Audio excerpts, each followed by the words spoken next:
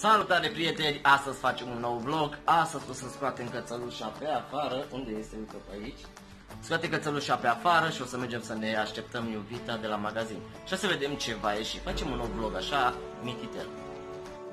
Și am plecat, fraților, am plecat, am cățălușa în spate. O așteptăm. Am plecat și acum să vedem ce este. Este foarte cald. Hai Diana, haide, haide. Cum vine. Vedeți că ne auzim. Bravo, fetița, bravo. Hai, să mergem. Hai să mergem, să ne plimbăm. Hai. Trebuie să dau drumul. Hai. Opa, nu e voie. Și mai avem un pic, fraților, și ajungem. Suntem la un bloc foarte mare, în blocul 17 etaje. Suntem aproape, cățălușa ne plimbăm. O să ne scoatem și ca să-și facă nevoile, este o vreme, așa că ne auzim. Ne-am oprit să facem o pauză. Cățălușa este foarte cald afară.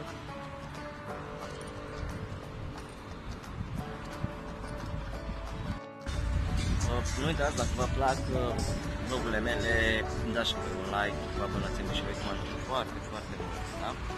Hai să vedem ce care facem noi pe viitor.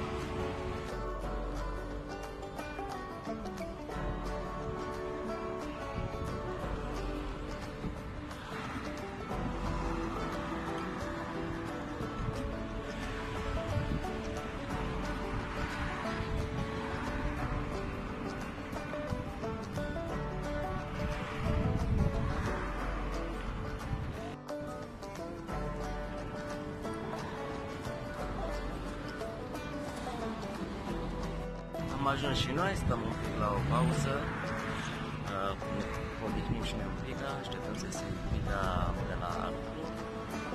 Și după aia să vedem ce facem, să cu cățălușa.